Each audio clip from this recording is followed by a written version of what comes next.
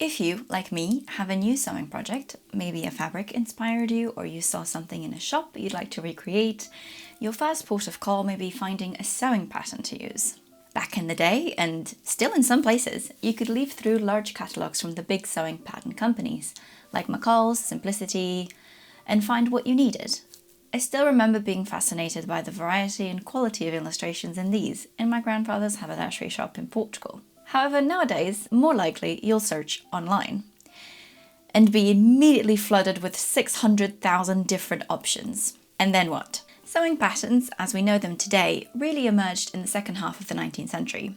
Up until then, magazines had often included extra issues or sheets with scaled sewing patterns in confusing, overlapping jumbles, which seem hard to decode nowadays. However, magazines then started advertising that patterns for garments featured in fashion plates could be acquired by posting a certain cost to the magazine headquarters, a mail order of a sewing pattern. Sewing patterns as a business venture and ready-made commodity quickly became much more available.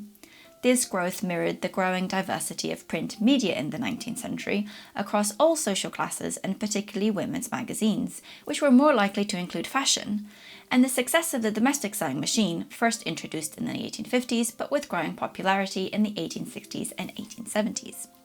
It might seem wild, but modern brands like Butterick's and McCall's actually date back to the 19th century and were pioneers in popularizing sewing patterns. As long as home dressmaking remained popular, the sewing pattern industry continued.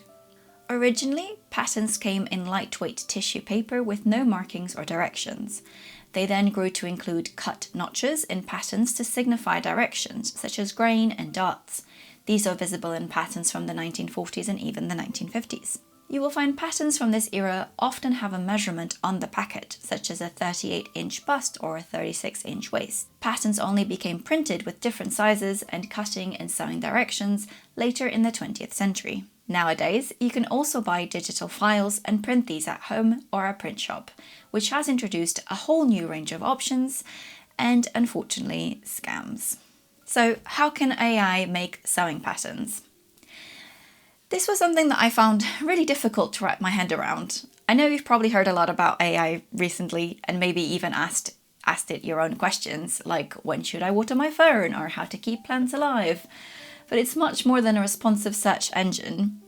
Artificial intelligence as a concept is the theoretical and actual development of computer systems which are able to perform tasks which normally would require human intelligence, such as visual perception, speech recognition, decision-making, and translation between languages. Though not listed here, pattern making requires incredibly deep, precise, and complex knowledge of the human body, fit, 3D garments, and how fabric behaves.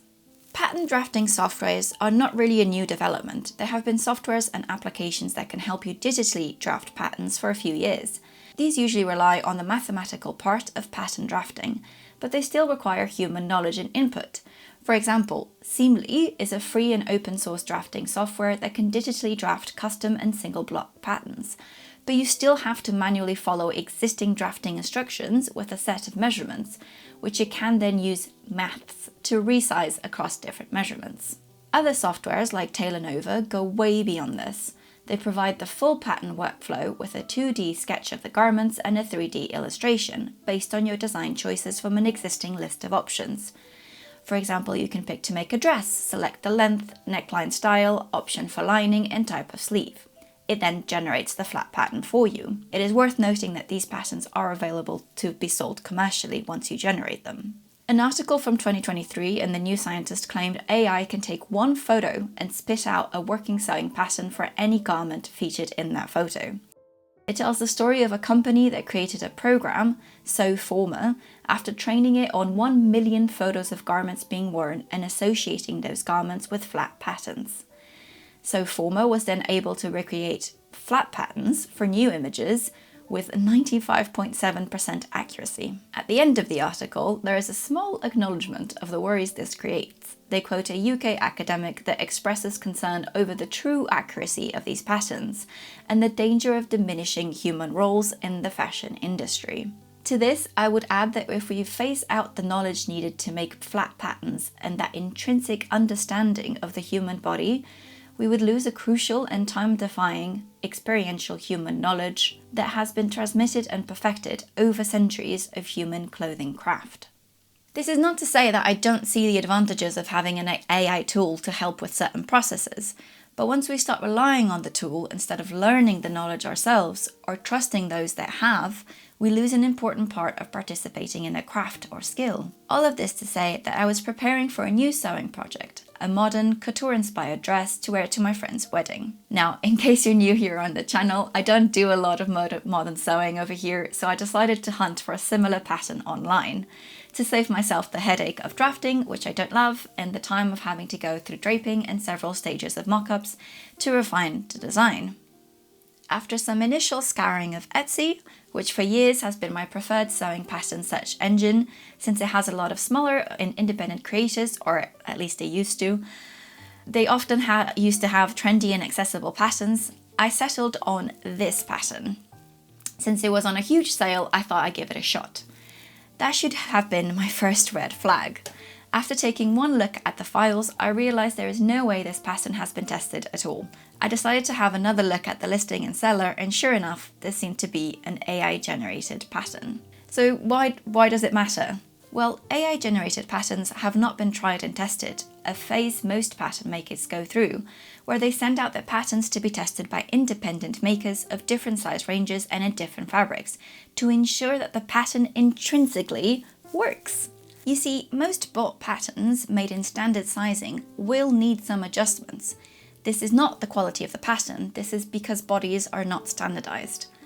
But these adjustments should be to improve the individual fit to your body, rather than pattern issues where seams don't align or drafts are not placed correctly. An untested pattern is more likely to have these issues. Essentially, if you buy an AI sewing pattern, you will be the pattern tester, and whether the pattern works or not will be for you to find out. If you are a beginner at sewing, then the fixes needed to make a sewing pattern work may be beyond your knowledge and skill set, and may altogether just make you want to quit or leave the project. You might say, well, these patterns are typically very cheap, especially when compared to independent or smaller pattern companies, so you don't mind taking the risk. That is up for you to decide, but keep in mind the hidden additional costs of fabric for the extra mock-ups needed, and time, as you may have to pattern fix more than any usual standard-sized patterns. Therefore, you might prefer to go with a reputable, tried and tested pattern, rather than investing so much time and materials in a potentially unfixable pattern. Beyond these more practical issues, there is also the principle beyond supporting human creators who have trained and refined their pattern expertise for years to present you with their original designs. How can you spot AI sewing patterns so you can know the risk when purchasing?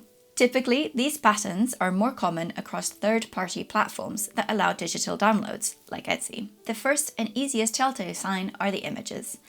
It takes some nuance, but the packets often have AI-generated photography that looks very airbrushed, and the clothes don't seem to be made of real fabrics. Look for shine and weave characteristics to those materials. Many images will have different models, headless models, and often of the front only, without any additional views of the garment. Scroll through all of the available images. I've noticed that a lot of these listings include stock images of sewing studios or seamstresses in an effort to portray credibility. Stock photos are usually very clean and airbrushed with strong synthetic lighting and high contrast. Always look at the item title and description. I'm guilty of just liking the image and moving on, but you really need to read the description. Most credible patterns will include a few important aspects such as 2D line drawings of the garments, size charts and recommended fabrics, needed yardage and notions. The drawings should portray the same garment on the packet, and sometimes AI patterns just look entirely different from the generated image to the flat drawing. Check the reviews as well and see if people have posted images of completed projects rather than more generic reviews which only say the file worked or they're excited to make it or it downloaded great. Look for bad or low reviews, and even if a review with an image is for a different listed pattern from that maker, this can be a good indication that they're real pattern makers and that people have tested their patterns and left good reviews, rather than fake reviews online. The next step can be to investigate the seller's profile or shop.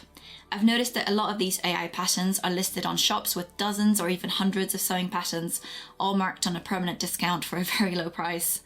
It is unlikely that a human pattern maker could create so many patterns and have them available unless they've been operating for a very long time. Check the seller profile for other links, such as social media, where you can try to find the post that features the pattern creator, either in photos or videos, to see if they are a real person.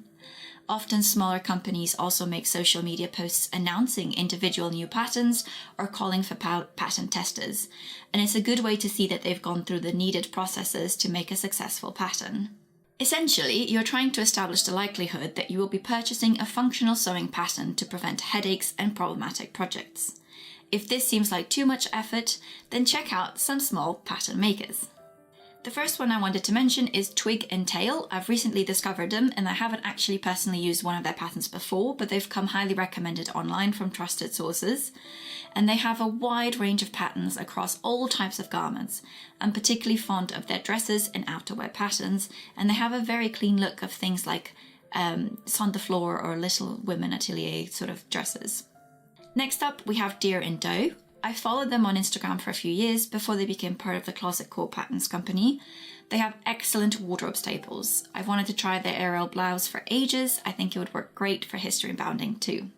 I recently made the True Bias Ogden Cami and I absolutely love it. A super quick and easy project, and I've been eyeing their dresses for summer. They have a very clean look and I'd recommend having a look. I've used By Hand London's online circle skirt calculator pretty much every time I have to make a circle skirt, but they also make their own sewing patterns. They have a great variety of pattern sizes across a solid range. I've made their Jackie trousers before. Maison Fauve has been highly recommended to me online, and their pattern collection is incredible. Unique, sleek and classic designs. I'm absolutely dying to try their primrose dress. I can personally recommend Schutz Apparel. I've used their Mina dress pattern as the base for a dress and tops before to make some cottagecore inspired day wardrobe pieces. Their patterns are very conscientious and most give you several options for different bodices or sleeves. I must make their new Hera dress. It looks absolutely perfect for summer. Can you imagine it in a rust colour linen? If you're into a history bounding or cottagecore vibes, I really recommend Stitch Maiden. They're relatively new, but I've followed them on Instagram for a little while. They asked me to try one of their patterns when they first started out, and I loved their pansy apron so much I made it twice, once to give to a friend and once for myself. For historical makes, I can recommend Screw Patterns, Folkwear and Red Threaded. From Screw Patterns, I've made their stays, and they are my absolute favourite stays I've ever made.